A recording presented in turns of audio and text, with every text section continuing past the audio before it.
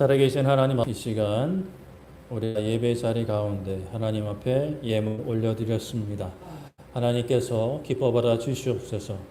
마음을 다한 예물로 하나님께 영광 돌리게 하시고 이 예물이 쓰인 곳마다 하나님의 놀라운 능력과 사랑이 선포될 수 있도록 아버지 은혜 풀어 주시옵소서. 우리가 넉넉해서 드리는 것이 아니라 돈이 나돌아서 하나님 앞에 드리는 것이 아니라 우리 모든 것은 하나님께서 주신 것이라는 고백으로, 신앙의 고백으로 하나님께 드립니다. 아버지 하나님 영받아 주시옵소서. 장로님과 우리 김도현 어린이 하나님께 예물 드렸습니다.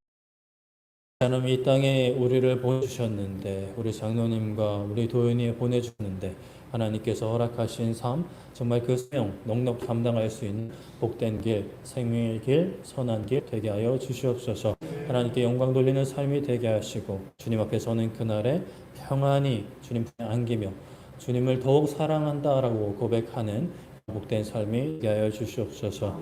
이 말씀의 자리 나아갑니다. 하나님 말씀을 듣는 것도 예배요, 말씀을 전하는 것도 예배하는 것을 잊지 않게 하여 주시고 말 전하는 부족한 종의 입술을 통하여 하나님의 지식과 또 하나님의 마음을 하게 하시며 또 듣는 모든 이들의 귀를 열어주시고 마음을 열어주셔서 하나님의 말씀에 그 씨앗이 아름답게 심길 수 있도록 하나님 이 시간 모든 감사드리며 예수님의 이름으로 기도드립니다.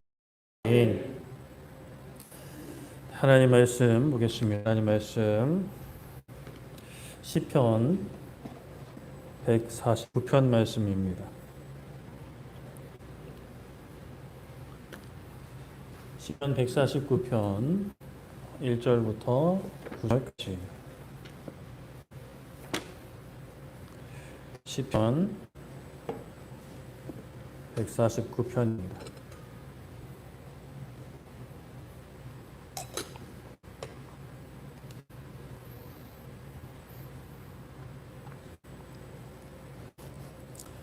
시편 149편 1절부터 9절까지 말씀 한 절씩 교독하도록 하겠습니다. 할렐루야 새 노래로 여호와께 노래하며 성도의 문 가운데서 찬양을 지어다.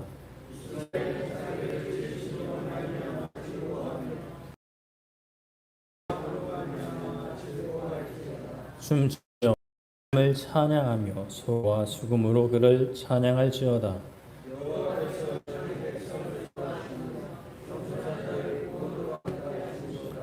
성도들은 영광 중에 즐거워하며 내 심상에서 기쁨으로 노래할지어다.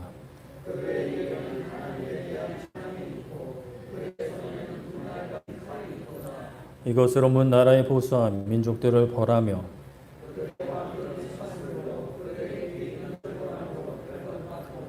기록한 판결대로 그들에게 시행할지로다. 이런 영광은 그의 모든 성도에게 있도다. 할렐루야. 아멘. 네, 오늘은 성도의 경건이라는 제목으로 말씀을 나누고자 합니다. 잠깐 저 좀 보실까요? 네. 네. 활짝 미소를 지으시는 분이 한 분도 안 계신 것 같은데. 네. 이제 어색하게 이렇게 웃으시는 것 같습니다. 이 시간이 예배이죠. 예배를 드릴 때 우리가 은혜를 받았냐, 은혜 받으셨냐, 뭐 이렇게 질문을 하기도 합니다.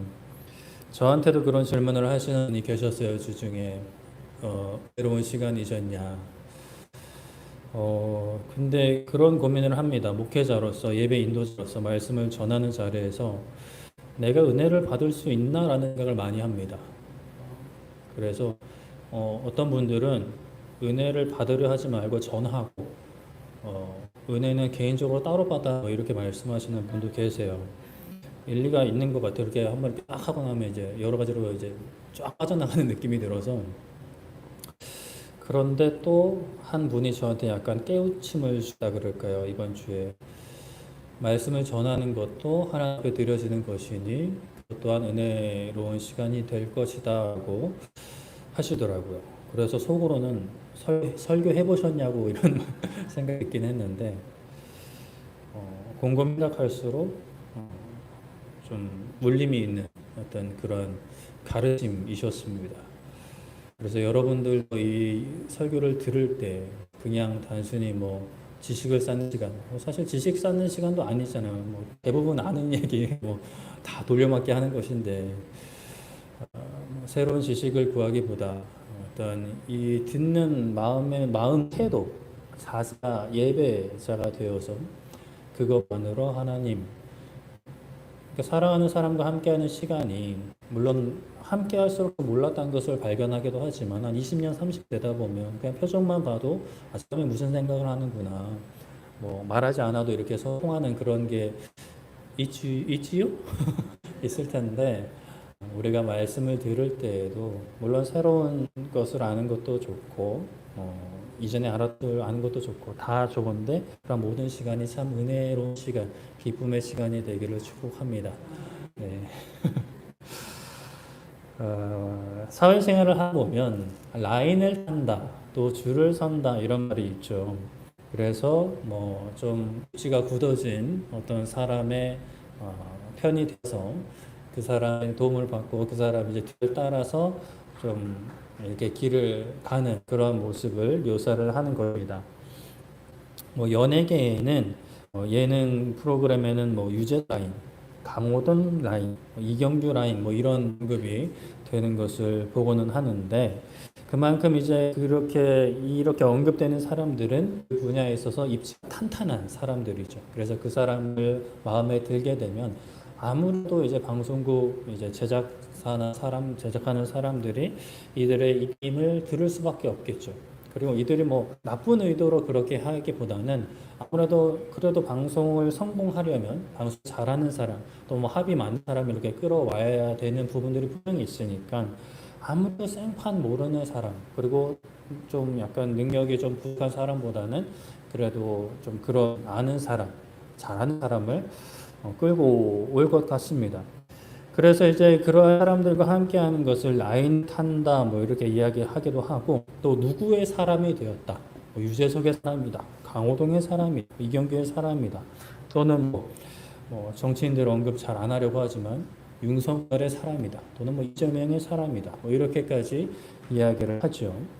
이것이 좀 사회 안에서 파벌이 되어서 내 파벌 밖에 있는 사람은 아무리 능력이 있어도 쳐내버리고 그리고 내 파벌 안에 있는 사람만 챙기면 문제가 될 수 있겠죠. 그렇게 되면 공동체적으로나 개개인적으로 사실 좋은 것은 아니기에 그런 바람직한 모습이라고 하기는 어렵지만 그냥 나만 생각을 하면 내가 어떤 라인에 들어갔다, 내가 대단한 누구의 삶이 되었다라고 한다면 사실 굉장히 든든하지 않을까 생각이 들게 됩니다. 내가 그 라인에 들어갔다, 내가 그 사람이 되었다라고 한다면 사실 뭐 내가 좀 부족해도 그 사람이 나를 끌어주고 힘이 되어줄 수 있기 때문에 든든하겠죠. 그런데 만약 그 중심축이 되는 사람이 은퇴하게 되었다. 또는 여러 가지 불미스러운 일로 몰락하게 되었다라고 한다면 그 라인에 섰던 사람들도 사실 그와 함께 운명을 같이 하게 됩니다. 더 이상 찾아주지 않고 다른 라인에 붙어보려고 해도 너 그 사람 아니야? 그쪽 편 아니었냐? 그쪽 라인 아니었냐라고 하면서 이제 손살을 치는 그러한 모습이 되기도 하죠. 튼튼 밧줄 그 이상의 쇠사슬인 줄 알았는데 썩은 동아줄이었다면 해님 달림에 나온 호랑이처럼 떨어져서 다치거나 죽기에 이를 수도 있는 것이죠. 여러분들은 어떠십니까? 사회에서, 직장에서, 또는 가정에서 어떤 라인을 타고 계십니까?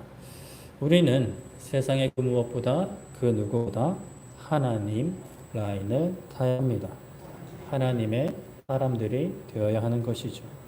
지난주에는 이제 7주간의 죄 시리즈를 마무리하면서 우리는 죄와 싸우는 믿음의 선한 싸움을 감당해야 한다라는 말씀을 드렸습니다. 그러지 않으면 좋겠지만 대적 마귀는 항상 우리를 삼키려고 우는 사자같이 다니고 있죠. 사실 좀 더 엄밀히 이야기하면 다니고 있다라기보다는 그저 우리가 잘 보는 곳에서 그가 우리를 잘 보는 곳에서 우리를 지켜보고 있다. 호시탐탐 기회를 노리고 있다라고 생각하면 쉽겠습니다. 우리는 항상 믿음을 지키기 위한 싸움을 감당해야 하는 것이죠. 육체의 난, 환경의 어려움, 마음의 유혹 등 다양한 방법으로 대적마귀는 우리를 툭툭 두드리고 유혹하고 때로는 이렇게 겁박을 하기도 합니다. 그렇기에 우리는 그러한 상황 속에서 우리의 믿음을 지켜나가야 하는 것이죠. 무엇보다 소중한 믿음, 세상 무엇과도 바꿀 수 없는 하나님을 향한 사랑을 우리는 지켜야 하는 것입니다. 저번주에 본 말씀 중에 디모데후서 6장 11절 이렇게 말씀을 하죠. 오직 너 하나님의 사람아 이것들을 피하고 의와 경건과 믿음과 사랑과 인내와 온유를 따르며 라고 말씀을 합니다. 여러분은 하나님의 사람입니까? 당당하게 어딜 가든지 이야기할 수 있는 나는 하나님의 사람이다. 너 이렇게 이런다 하더라도 당당하게 이야기할 수 있어야겠죠. 아까 앞에서도 이야기한 것처럼 하나님의 사람이다라는 것은 하나님의 라인을 탔다라고 해도 크게 틀린 말은 아닙니다. 이제 하나님과 생사고락을, 성공과 실패를 함께하는 사이가 된 것이죠. 그리고 하나님이 가자고 하면 가고 멈추자고 하면 멈추는 관계가 된 것입니다. 나의 주인, 나의 아버지, 나의 하나님, 나의 피난처, 나의 요새가 되는 것이죠. 이것을 우리는 항상 잊어서는 안 되는 것입니다. 우리가 하나님의 사람, 기쁠 때나 즐거울 때나 짜증날 때나 분노할 때, 아플 때나 아프지 않을 건강할 때 나는 하나님의 사람이다 라는 사실을 기억해야 하는 것이죠. 디모데전서 6장 1절에서 디모데후서죠. 디모데후서 6장 1절에서는 하나님의 사람들이 따라야 삶의 태도, 모습, 가치들이 언급되었죠. 그 중 하나가 바로 경건입니다. 오늘은 경건이 뭐라고 생각하시나요? 경건 많이들 들어봤고 나름대로 머릿속에 좀 의미가 있겠지만 이것이 경건입니다 라고 말하기는 사실 쉽지는 않으실 것 같습니다. 그래서 오늘 좀 그것을 정리해 보려고 하는데요. 보통 이제 사람들이 생각하는 거룩이라고 한다면 좀 이렇게 막 거룩하게 눈 감고 막 경건한 거룩하게 기도하는 모습이라고 생각을 하거나 아니면 이렇게 누가 보이게 이제 성경책을 이렇게 딱 옆구리에 끼고 이제 주일날 멋있게 걸어가는 그러한 모습을 경건이라고 생각을 할 수도 있겠는데 그것도 아예 틀린 건 아닙니다. 하지만 우리가 성경 가운데 말씀 가운데 경건이 뭔가를 살펴봐야겠죠. 오늘 디모데후서의 그 경건에 대한 언급서 원어 사전을 살펴보면 경건은 하나님을 향한 경건한 행위와 바른 믿음이라는 뜻을 가지고 있습니다. 경건에 대해서 말하는데 하나님을 향한 경건한 행위라고 하니 경건이 뭐냐고 물었더니 하나님을 향한 경건 이러니까 뭐 하는 건가 라는 생각이 들기도 하는데 추가적인 정보를 우리가 살펴보면 하나님을 향한 이라는 조제가 붙어 있고 또 바른 믿음이라는 정보가 추가되어 있습니다. 이것을 좀 풀어서 생각을 해보면 바른 믿음 위에 세워지는 하나님을 향한 삶의 태도와 모습들을 바로 경건이다라고 할 수 있겠습니다. 하나님을 향한 믿음을 가지고 하나님께서 기뻐하시는 모습과 마음들로 삶을 채워나가면서 또 하나님께서 기뻐하시지 않는 것들을 이렇게 버려나가는 지워나가는 모습들이 바로 경건이다라고 하는 거예요. 그럼 이제 기도하는 것도 포함이 되고 예배드리러 교회로 함께 보는 것도 포함이 되는 것이죠.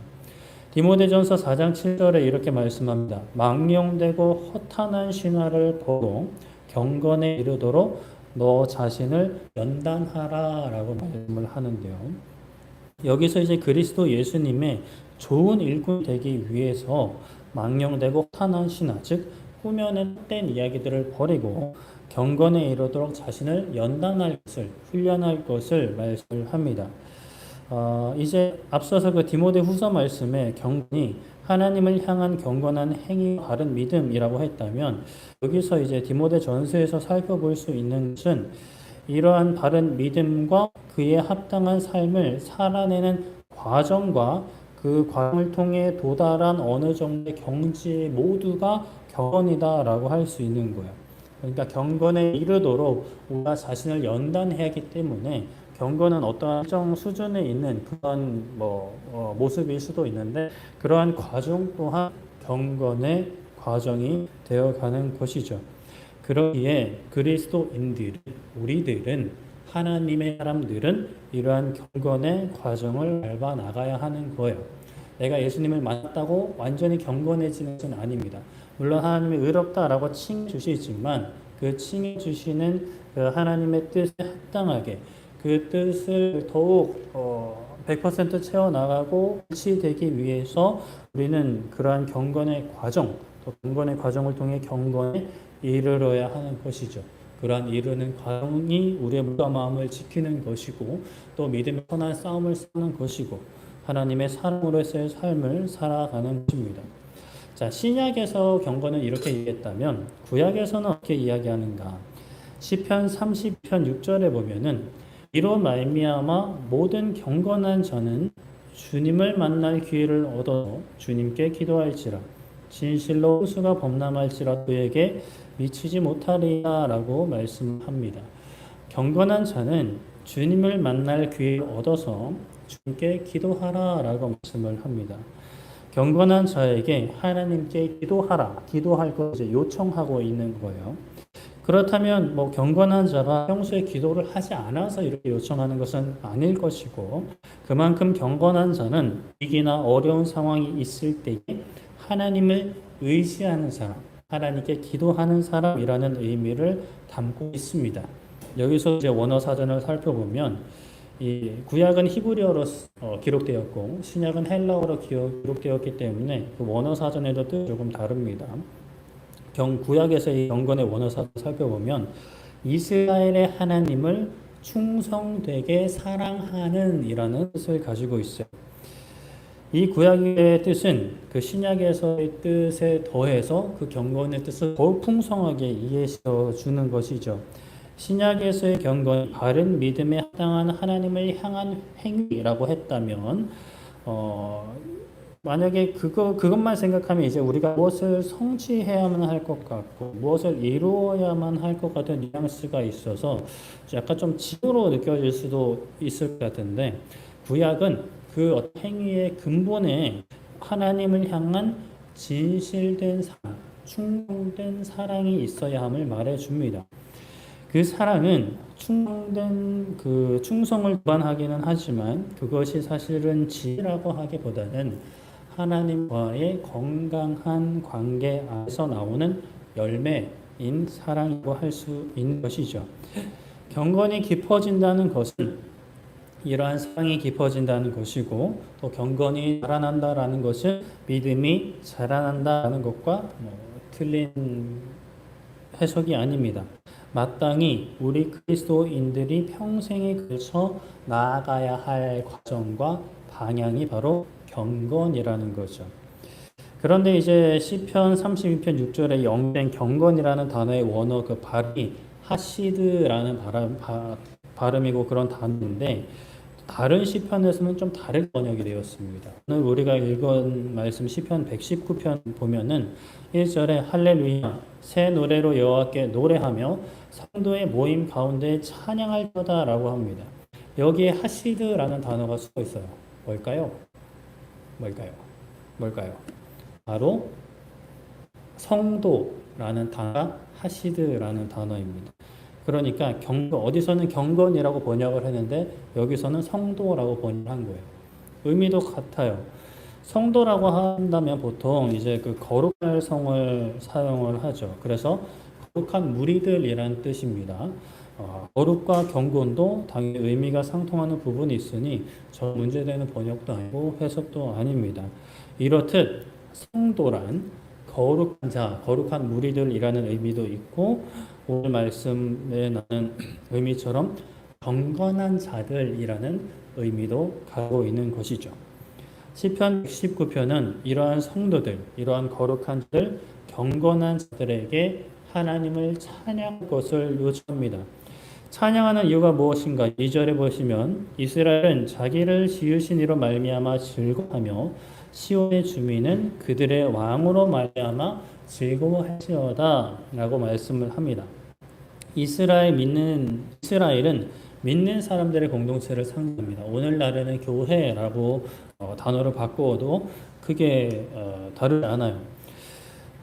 근데 이스라엘은 역사적으로는 그렇게 되지 못해서 좀 하게 됩니다. 하나님을 즐거워해야 하는데 그들은 자기를 지으신 이 창조주 여호와 하나님으로 인하여 즐거워해야 했습니다. 그렇게 했는데 그렇게 못했죠. 그리고 시온의 주민은 예루살렘 주민을 가리킵니다. 이 또한 뭐 이스라엘 사람들이죠. 그들은 왕으로 인하여 즐거워해야 했습니다. 왕은 여호와 하나님을 가리키는 거죠. 이 왕과 함께 하는 것만으로도 기쁨이 되고 감사가 되는 것이죠. 그 왕이 나라를 지켜주고 나를 지켜주고 나의 가족들을 지키고 있기 때문에 감사할 수밖에 없는 거죠. 우리가 인생을 살면서 하나님으로부터 또는 세상에서 무엇을 계속 얻어내야 또 받아야 하나님께 감사하고 기뻐하는 모습이 우리 가운데 있는 것 같아요. 그러나 그것이 나쁜 것은 아닙니다. 하나님께 다하고 하고 구하고 받는 건 나쁜 것이 아닌데 우리는 항상 이 받은 것, 우리에게 이미 있는 것을 잊어서는 안 됩니다. 이 세상의 창조주신 하나님, 나의 창조주신 하나님께서 나의 왕이 되어줬다. 나의 주인이 되어줬다는 사실은 나의 삶 가운데 충분한 기쁨과 감사의 제목이 될 수밖에 없는 것이죠. 즉 하나님과 나와의 관계가 감사의 제목, 제일 우선시되고 제일 큰 감사 제목이 되어야 하는 것입니다. 그렇게 이제 기쁨이 넘치니 감사가 있으니 찬양이 나오는데 시편 119편 3절에 찬양의 방법, 춤추며 그의 이름을 찬양하며 소고와 수금으로 그를 찬양할지어다라고 합니다. 춤도 추고 악기로도 찬양합니다. 다양한 음악적인 방법으로 찬양을 하고 또 나아가서 우리의 삶 모든 행위로도 하나님을 찬양할 수 있는 거예요. 우리가 뭐 직장에서 사업장에서 일을 하는 것도 가정에서 가사 노동을 하는 것도 밥을 먹는 것도 친구들과 함께 하는 것도 운전을 하는 것도 그 가운데 우리 하나님을 찬양하는 시간들로 마음들로 세워 놓을 수 있다는 거죠. 이렇게 찬양하는 하나님의 백성들을 하나님께서는 기뻐하십니다. 4절에 여호와께서는 자기 백성을 기뻐하시며 겸손한 자를 구원으로 아름답게 하심이로다 라고 말씀을 합니다. 우리가 주님의 기쁨이 되기 원한다고 고백하고 노래도 합니다. 그런데 어떠한 우리가 대단한 업적을 이루어야만 하나님께서 우리의 삶을 기뻐하신다. 우리의 영광을 받으신다. 또 우리의 삶을 받으신다라고 한다면 사실 그거는 좀 단단한 오해가 있는 것입니다. 하나님께서는 우리가 무엇을 해야 기뻐하시는 것이 아니라 진정한 찬양과 하나님을 사랑하는 마음으로도 충분히 기뻐하십니다. 우리가 무엇을 막 힘들게 막 열심히 해서 업적을 내야 그 업적으로 기뻐하시는 분이 아닌 거죠. 하나님은 이미 충분하신 분이십니다. 완전하신 분이십니다. 여러분들이 누군가 여러분에게 선물을 해올 때 선물이 이미 나한테 있어요. 하나만 있는 게 아니라 2개, 3개, 4개, 5개 있어요. 그럼 여러분들은 그 선물 받을 때 어떠실 것 같아요? 아이고, 좀 물어보고 선물하지 뭐 이렇게 생각을 하실 수도 있겠지만 그러나 그 사람이 내가 사랑하는 사람이에요. 사랑하는 마음으로 주의를 해왔다 하면은 그 마음 당연히 기뻐 받을 수 있겠지만 굳이 그것을 준비 안 해도 그냥 나를 사랑하는 마음으로 오기만 해도 사실 기쁠 수 있겠죠. 물론 나를 제 마음 아시죠? 이러면서 아무것도 준비해 오지 않았는데 옆집 사람한테 갈 때는 막 이렇게 막 주렁주렁 준비해 가면 당연히 기뻐할 수는 없겠죠. 하나님께서는 우리의 뭐 업적이나 우리의 물질이나 우리의 공로를 받으시지 않으십니다. 우리 마음을, 우리의 찬양을, 우리의 기쁨을 받아주시죠. 물론 내 거 먼저 챙기고 내 배 채우고 남은 마음, 또 다른 사람한테 주고 또 세상에 주고 남은 마음을 하나님께 드리면 하나님께서는 그것 기뻐하시지는 않으십니다. 그러나 황소를 드림보다 진정한 찬양, 우리의 마음과 예배를 기뻐 받아주시는 줄 믿습니다. 우리가 이 시간 피곤하고 세상의 여러 걱정, 근심과 걱정, 염려 그런 것들로 인해서 마음이 막 번잡할 때 어떻게든 우리가 마음을 다잡고 하나님께 나아가려고 하면 하나님께서 그 예배를 또 받아주시는 것이죠. 5절에 성도들은 영광 중에 즐거워하며 그들의 심상에서 기쁨으로 노래한다라고 말씀을 합니다.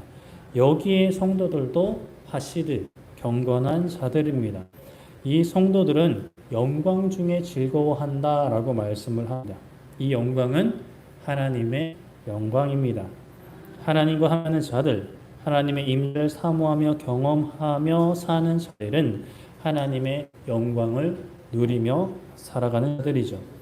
세상 사람들, 하나님을 알지 못하는 사람들은 그 영광을 보지 못할 수 있습니다.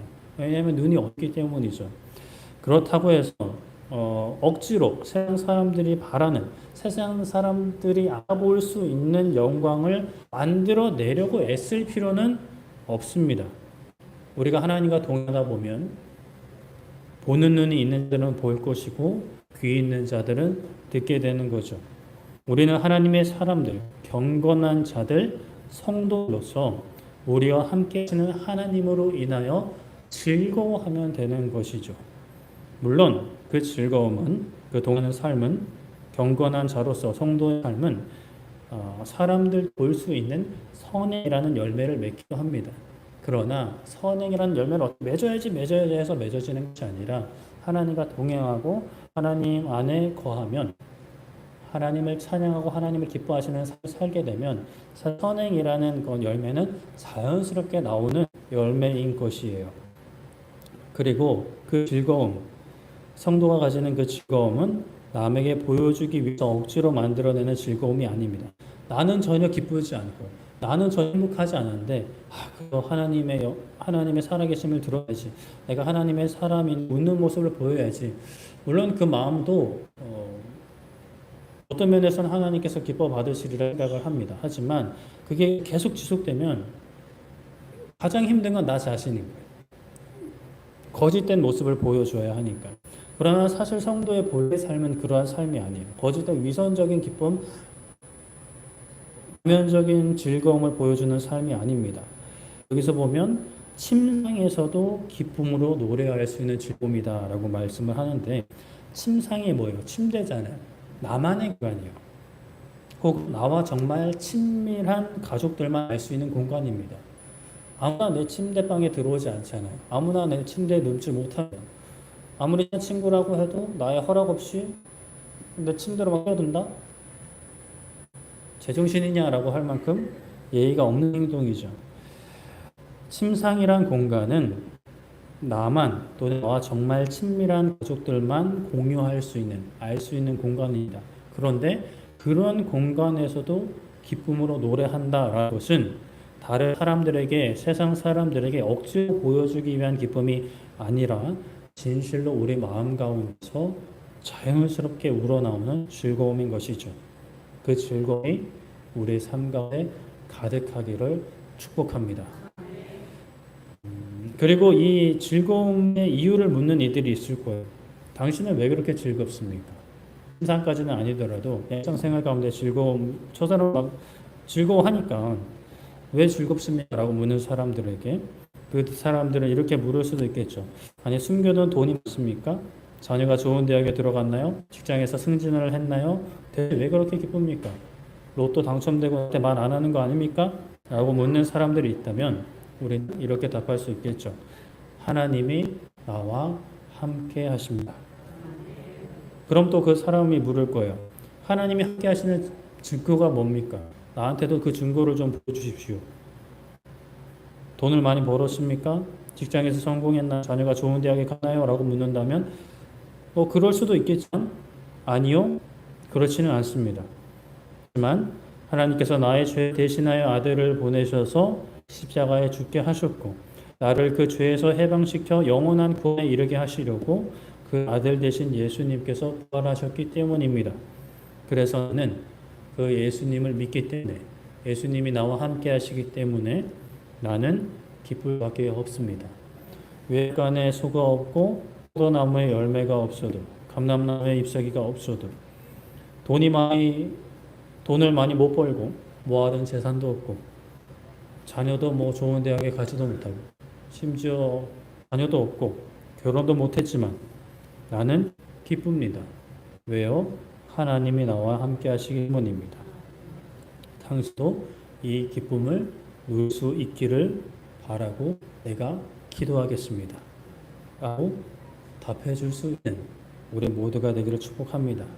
그러면 귀 있는 사람은 듣게 될 것이고 눈이 있는 사람은 보게 될 것입니다. 아유, 뭔 헛소리야 이러고 가는 사람도 있을 것이고 나도 당신이 믿는 예수님을 알고 싶고 또 할 수만 있다면 믿고 싶습니다. 라고 답을 하겠죠. 이렇게 우리 그리스도인들의 입에는 찬양이 있습니다. 6절에 그들의 입에는 하나님에 대한 찬양이 있고 그들의 손은 두 날 가진 칼이 있도다 라고 말합니다. 우리의 입에는 찬양이 있어야 합니다. 하나님을 향한 기쁨과 감사의 찬양, 힘들고 어려울 때는 도움을 구하는 기도의 찬양, 도움을 구하면서도 응답하실, 선히 인도하실 하나님을 이름으로 고백하며 기뻐하고 감사하는 찬양이 우리의 입에, 우리의 삶 가운데 흘러 넘쳐야 하는 것이죠. 그런데 손에는 살벌한 무기가 들려있다고 합니다. 두 날 가진 칼이 있다고 하는데 어떤 칼일까요? 그 칼의 용도는 7절부터 언급이 됩니다. 이것으로 문 나라에 보수한 민족들을 벌하며 그들의 왕들은 사슬로 그들의 귀인 철고랑으로 결박하고 기록한 판결대로 그들에게 시행할지로다. 이런 영광은 그의 모든 성도에게 있도다. 할렐루야 라고 말씀을 합니다. 두 날 가진 칼로 문 나라에 보수한다라고 하는데요. 보수는 이게 보통 고장난 것을 고치는 것을 보수라고 하는데 사실 이 원어를 살펴보면 복수를 시행한다라는 의미를 가지고 있습니다. 그래서 제가 보수를 국어 사전에 살펴봤는데 복수라는 의미는 없더라고요. 그래서 이 번역이 좀 약간 이 부분은 좀 아쉬운 번역이 아닌가라는 생각이 드는데 아무튼 그냥 이제 그런 거는 이제 깊이 생각하지 마시고 그냥 문 나라에 복수하며 민족들을 벌하며 이렇게 일하시면 되는 거예요. 민족들을 벌하고 그들의 왕들은 사수 귀인들 고관들을 철고로 결박하며 기록한 판결대로 그들에게 시행한다는 것이 바로 우리가 가진 칼로 하는 것인데 이것이 어쩌면 오늘 많은 그리스도인들이 원하는 것이 이것이 아닌가라는 생각이 듭니다. 엄청난 권력이 힘입니다. 나를 반대할 수 있는 것들을 처단할 수 있는 힘. 그것을 오늘날의 많은 그리스도인들과 교회들이 원하는 것 같아요.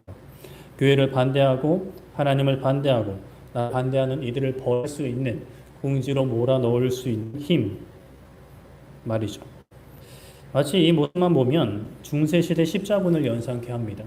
하나님의 이름으로 무슬림, 이교도라고 하는 그 불경한 것들을 머리를 치고 목을 자르는 그 세대의 십자군이 이제 생각이 나는데 그러나 우리는 말씀의 전체적인 맥락과 신약의 말씀들을 통해 이것을 오늘날 그렇게 받아들이기에는 무리가 있다, 크다라는 것을 알 수 있죠.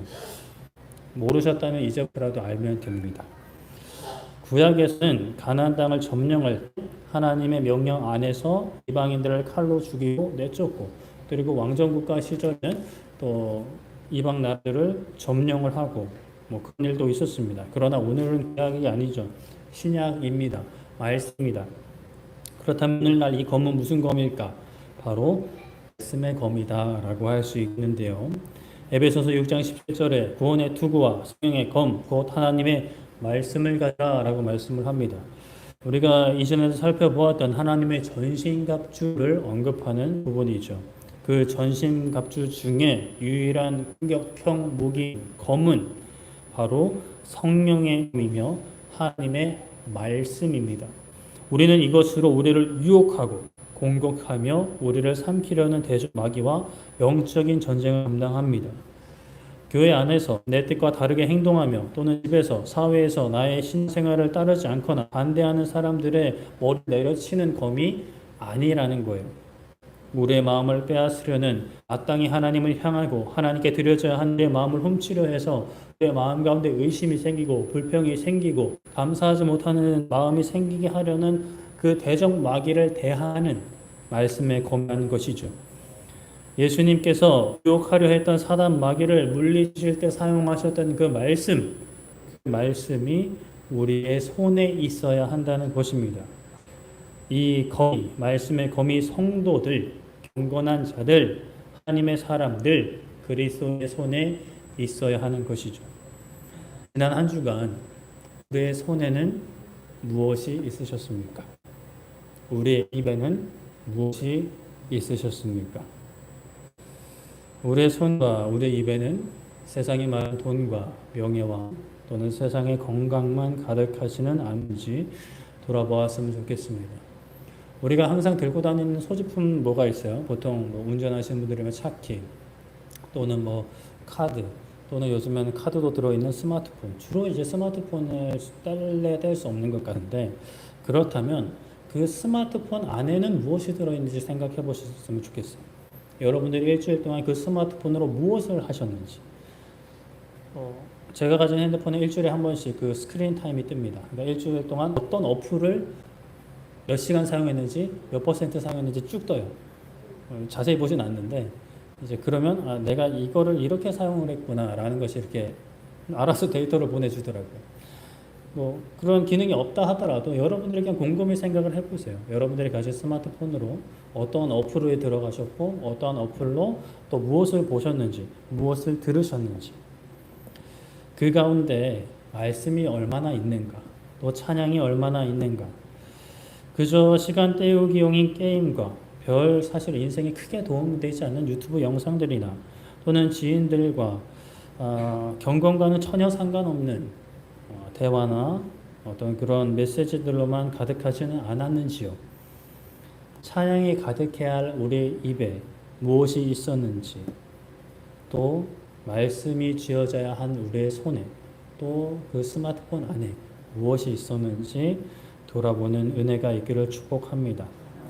우리는 그리스도인입니다. 하나님의 사람들입니다. 누구의 사람도 아닙니다. 하나님의 사람들이죠. 우리는 마땅히 경건해야 합니다. 그 경건은 눈에 보이기에 좋아 보이는 겉모습만 번지르르한 경건이 아닙니다. 바른 믿음에 기반하여 세워나가는 하나님을 향한 바른 행위, 삶의 모습들, 그리고 그 행위는 어떠한 거칠애가 아닌 하나님을 향한 충성된 사랑이 뿌리가 되는 삶의 모습인 거죠. 충성된 사랑. 군인의 충성은 때로는 내가 손해보더라도 이해되지 않더라도 네, 알겠습니다 라고 답을 하는 의미를 가지고 있습니다. 순종하고 복종하는 것이 충성입니다. 현실에 존재하는 사람들로 구성된 군대는 사실 좀 과격하게 이야기하면 쓰레기 같은 명령을 내리는 그러한 때도 있어요. 좀 말도 안 되게 산을 이쪽에서 저쪽으로 옮겨라. 그 정자를 저쪽으로 옮겨라. 막 30명 달려들어가지고 막 낑낑 옮기는 사진도 인터넷에 돌고 있는데, 얼마 전에는 비가 많이 와서 물이 불어난 강물에 아무런 안전장비 없이 들어가서 수색하라라는 그런 명령이 내려지기도 했습니다. 그래서 아직까지 그 명령을 도대체 누가 내린 것이냐, 누구에게 책임이 있느냐도 지금 막 법적으로 계속 다투고 있는 것 같은데, 사람은 그럴 수 있어요. 사람은 그럴 수 있습니다. 물론 실수할 수 있고 잘못할 수 있고 또 그에 대한 책임은 져야 하지만 하나님은 그렇지 않으시다라는 거예요. 우리가 당장 손해보는 것 같아도, 아무리 생각해도 내 생각으로는 이해할 수 없어도 하나님은 우리에게 손해를 끼치시는 분이 아니에요. 우리를 희생시켜서 나의 어떠한 이미지를 회복하려는, 내가 더 빨리 진급하려는 그러한 분이 아니시라는 거죠. 우리를 완전한 의의 길로 인도하시는 분이 바로 나의 주인, 나의 하나님이십니다. 로마서 8장 28절에 우리가 알거니 하나님을 사랑하는 자 곧 그의 때때로 부르심을 입은 자들에게는, 하나님의 사람들에게는 모든 것이 합력하여 선을 이루느니라 라고 말씀을 합니다. 지난 한 주간의 삶 가운데 억울하고 이해되지 않고 분노하는, 짜증나는 일들이 글쎄 하나씩은 있지 않으셨을까 생각이 듭니다. 저도 뭐 소소하게 있었습니다. 그런데 저도 그러한 일이 있을 때 생각을 합니다. 수요일 말씀이었나요? 그 말씀을 또 기억하면서 하나님, 저는 주님의 종입니다. 주님의 말씀대로 이루어질 것입니다. 지금 나를 화나게 하는 이 일도 결국에는 합력하여 선을 이루실 하나님을 고백하기 원합니다. 지금 당장에 짜증이 나니까, 화가 나니까 이제 그렇게 기도를 했더랬습니다. 그래도 감사한 것은 그런 기도를 하나님께서 기뻐받아 주신 것 같아요. 그래서 마음의 평안을 주시고 또 차분함을 또 주십니다. 믿으셔야 합니다. 여러분을 향한 하나님의 사랑을, 하나님의 뜻과 계획을, 그 능력을 믿으셔야 합니다. 눈에 보이는 상황으로 해석하지 마시고 말씀을 붙잡으셔야 합니다. 우리의 모든 것을 합력하여 선을 이루실 하나님의 그 놀라운 선하심과 능력을 믿어야 하는 것이죠. 그 믿음이 우리의 삶 가운데 살아있을 때 우리의 입에는 찬양이 흘러나오는 것이고 우리의 손에는 말씀이 붙들려 있는 그러한 경건의 삶을 거칠애가 아닌 마음을 다한 하나님의 사람으로서 경건한 자들로서 성도로서의 삶을 살아낼 줄 믿습니다. 말씀을 정리하겠습니다. 좀 정신을 좀 차려주세요. 우리는 하나님의 사람들입니다. 이 세상 누구의 사람 아닙니다. 어떤 물건의 사람도 아닙니다. 나는 나다. 나의 주인은 나다. 도 아닙니다. 나의 주인은 하나님이십니다. 하나님을 주로 모시는 사람들이 갖추어야 할 것 중에 하나가 경건입니다. 그 경건은 우리가 이루어 가는데 그것은 바른 믿음과 그 바른 믿음 위에 세워지는 하나님을 향한 바른 행위, 삶의 모습입니다. 그러나 그것은 억지로 무엇을 갖추는 인생의 짐이 아니라 거칠애가 아니라 하나님을 향한 충성된 사랑에 기반합니다. 아까 우리가 올려드렸던 찬양 중에 내 구주 예수를 더욱 사랑, 더욱 사랑. 이 세상 떠날 때 찬양하고 그다음 뭐였죠? 숨질 때 하는 말 이것일세. 숨질 때 하는 말이 이것이라는 거예요. 예수님을 더욱 사랑합니다. 너무 멋지지 않나요? 이 세상을 마무리할 때 조금만 더 살고 싶은데 이런 말도 아니고 그 돈 얼마는 누구한테 주고 뭐 저거 이거 그것도 당연히 해야겠지만 그러나 이제 내가 이 세상 이 육신의 한계를 넘어서서 주님 품에 가니까 내가 더 주님을 사랑하겠다라는 고백이 있다는 거잖아요. 우리 모두가 그런 고백이 있기를 축복합니다.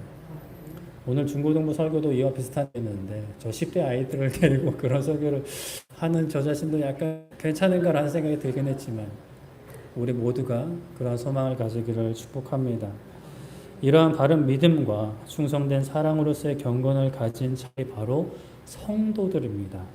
성도들의 입에는 찬양이 있습니다.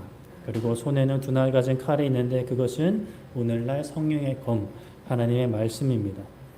여러분들은 지난 한 주간 어떤 성도셨는지 생각을 해보시기를 축복합니다. 저도 목사이기 이전에 성도가 되기 원합니다. 말에 좀 어폐가 있죠. 아무리 훌륭한 목사가 되어도 사실 성도가 되지 못하면 그것은 헛된 껍데기입니다. 아무리 사람들로부터 칭송을 받고 칭찬을 받아도 하나님께서 보시기에 나는 모르는데 라고 할 수도 있는 것이죠. 물론 성도가 되지 않고 하나님 보시기에 훌륭한 목사가 될 수 없습니다. 훌륭한 장로님도 될 수 없고 원사님들도 될 수 없습니다. 집사님들도 될 수 없고 또 다른 뭐가 있지? 교사도 될 수 없고 여러 가지 섬길 수도 없는 것이죠. 우리 모두 건강한 성도, 행복한 성도가 되기를 소망하고 축복합니다. 경건한 자들이 되기를 축복합니다. 어떠한 환경에서도 믿음을 지켜나가며 사랑을 지켜나가며 믿음이 자라가고 사랑이 풍성해지는 우리 교회 되기를 소망하고 축복합니다. 이제 우리 함께 찬양하고 기도하기를 원하는데요. 우리 309번입니다. 복음성가 309번. 내게 허락하신 시련을 통해 나의 믿음 더욱 자라고. 시련이 아닌 상황에서 믿음이 좀 자라갔으면 좋겠는데 아니면 그냥 처음부터 믿음 그냥 강한 믿음 빡 이렇게 주셨으면 좋겠는데 하나님이 대부분 그렇게 하시지 않죠. 309장 309번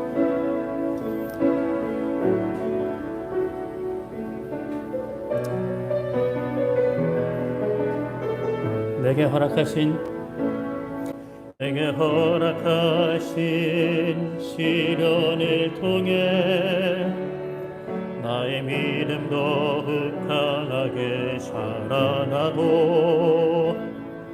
험한 산과 골짜기 지나는 동안 주께 더 가까이 나를 이끄시네. 내가 겪는 시험이 어렵고 힘겨워도 내 주님보다 크지 않네. 내 앞에 바다가 갈라지지 않으며 주가 나로 하나 위걷게 하니 나는 믿네. 주의 능력으로 내 삶 새롭게 되리. 나는 믿네. 주의 능력으로 담대히 나가리라. 주와 함께 싸워 승리하리라. 날마다 믿음으로 나 살아가. 내게 허락하신 시련을 통해 내게 허락하신 시련을 통해 나의 믿음 더욱 강하게 자라나고 험한 산과 골짜기 지나는 동안 주께 더 가까이 나를 이끄시네. 내가 겪는 시험이 어렵고 힘겨워도 내 주님보다 크지 않네. 내 앞에 바다가 갈라지지 않으며 주가 나로 하나 위걷게 하니 나는 믿네. 주의 능력으로 내 삶 새롭게 되니 나는 믿네. 주의 능력으로 담대히 나가리라. 주와 함께 싸워 승리하리라. 날마다 믿음으로 나 살아가. 나는 믿네. 나는 믿네. 주의 능력으로 내 삶 새롭게 되리. 나는 믿네. 주의 능력으로 담대히 나가리라. 주와 함께 싸워 승리하리라. 날마다 믿음으로 나 살아가리. 이 시간 우리 함께 기도할 때 하나님, 우리가 겪는 시험이, 우리가 겪는 고난이, 어려움이, 육체의 질병이, 환경의 어려움이 주님보다 결코 크지 않음을 믿음으로 고백하는 우리의 삶이 되게 하여 주시옵소서. 주님의 사랑을 결코 끊을 수 없고 주님의 능력의 손길을 막을 수 없다는 사실을 믿음으로 고백하게 하여 주시옵소서. 지금 당장 우리의 믿음이 흔들리고 의심의 싹이 피어오르는 것 같지만 하나님 말씀을 붙잡고 그 의심의 싹을 짓밟고 믿음이 자라나가는, 사랑이 풍성해지고 소망이 굳세어지는 우리의 삶이 되게 하여 주시옵소서 하고 주여 한번 외치고 기도하도록 하겠습니다. 주여! 살아계신 하나님 아버지, 아버지는 우리의 믿음이 자라나기를 원합니다. 우리의 사랑이 풍성해지기를 원합니다. 우리의 소망이 굳세어지기를 원합니다. 아버지 하나님, 우리 앞에 담겨진 시련과 어려움이 아버지 하나님, 그것을 우리가 이겨낼 수 없는 것처럼 느껴지고 실제로 우리가 감당할 수 없을 때에, 하지만 우리와 함께 하시는 주님이 그 어려움보다, 그 문제보다, 시험보다 더 크시다는 사실을, 그 어느 것으로도 우리를 향한 사랑을 끊을 수 없고 아버지의 능력의 손길을 막을 수 없다는 사실을 우리를 그 크신 날개로 품어주시며 우리의 요새가 되어주시고 우리의 피난처 되어주시는 하나님을 바라볼 수 있도록 아버지 하나님 은혜 베풀어 주시옵소서. 우리가 믿음으로 고백하기 원합니다. 이 어려운 산을 넘어서 우리의 믿음이 자라가고 우리의 사랑이 풍성해지고 우리의 소망이 굳세어지는 우리의 삶이 되게 하여 주옵소서. 하나님 그 길을 해주시기 원합니다. 은혜 베풀어 주시기 원합니다. 우리의 육체의 연약함과 우리의 마음의 연약함까지 하나님 앞에 다 맡겨드립니다. 아버지 하나님 우리의 가족들의 믿음도 맡겨드립니다. 아버지 하나님 우리의 자녀들의 삶도 하나님 앞에 맡겨드립니다. 아버지 하나님 은혜 베풀어 주시옵소서. 우리의 미래도 우리의 가족의 미래도 하나님께 맡겨드립니다. 하나님 영광 받아 주시옵소서. 아버지 하나님 은혜 베풀어 주시기 원합니다. 주님 여겨 주시옵소서.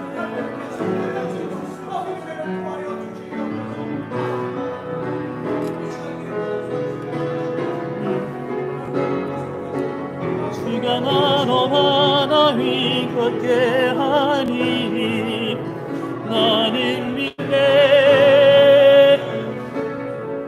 주의 능력으로 내 삶 새롭게 되니 나는 믿네. 주의 능력으로 담대히 나가리라. 주와 함께 서시리하리라. 날마다 믿음으로 나 살아가리. 살아계신 하나님 아버지, 우리가 이렇게 함께 말씀 나누고 함께 찬양하고 기도하게 하시니 감사드립니다. 우리가 예배할 수 있도록 허락하신 것 감사합니다. 아버지 하나님, 혹여나 이 예배 가운데 아버지 우리의 육신의 연약함으로 또 육신의 질병으로 마음의 아픔과 마음의 질병으로 하나님께 나아가지 못하고 기뻐하지 못하고 찬양하지 못하고 기도하지 못했던 이들이 있지는 않습니까? 우리에게 닥쳐진 시련으로 인해서 고난으로 인해서 환난으로 인하여 찬양을 잃어버리고 기쁨과 감사를 잃어버렸던 이들이 있지는 않습니까? 아버지 하나님, 이 시간 우리가 마음을 모아 다시 한번 기도하는 것은 우리의 삶의 공로가 아니라 우리의 업적으로 기도하는 것이 아니라 예수 그리스도의 공로를 힘입어 하나님 앞에 기도하는 것은 우리와 함께 싸우시는 주님을 바라보게 하여 주시옵소서. 어떠한 문제보다 시험보다 고난보다 크신 하나님의 능력과 세상에 무엇으로도 끊을 수 없는 하나님의 사랑을 바라보는 은혜 허락하여 주시옵소서. 하나님, 우리가 성도가 되기를 원합니다. 목사가 되기 이전에, 장로가 되기 이전에, 권사가 되기 이전에, 집사가 되기 이전에 하나님 성도가 되기 원합니다. 경건한 자들이 되기 원합니다. 거룩한 자들이 되기를 원합니다. 입술에 찬양이 살아있고 손에는 말씀이 쥐어져 있는 그러한 경건의 사람들이 되게 하여 주시옵소서. 하나님의 사람들이 되게 하여 주시옵소서. 세상의 명예와 아버지 하나님 정력에 휩싸인 돈에 휩싸인 그러한 삶이 되지 않게 하여 주시옵소서. 그것들의 사람이 아니라 하나님의 사람이 되는, 또 세상에 나가서 나는 하나님의 사람이라고 고백할 수 있는, 하나님이 살아계신 증거가 무엇이냐라고 묻는 이들에게 내가 그 증거다, 나의 기쁨이 증거다, 나의 감사가 증거고 변화되는 나의 삶이, 지금은 비록 때로는 넘어질 때도 있고 부족한 모습이 있을 수 있지만 이렇게 만들어 나가시는 하나님의 역사하심이 나의 삶이 증거다 고백할 수 있는 우리의 삶이 되게 하여 주시옵소서. 주저하지 않게 하여 주시옵소서. 좌절하지 않게 하여 주시옵소서. 포기하지 않고 우리와 함께하고 계시는, 우리 앞에 있는 바다가 갈라지지 않으면 그 바다 위를 걷게 하실, 하늘을 날게 하실 하나님을 믿음으로 고백하며 우리에게 주어진 하루하루를 걸어나가는 우리의 삶이 되게 하여 주시옵소서. 감사드리며 예수님의 이름으로 기도드립니다. 아멘.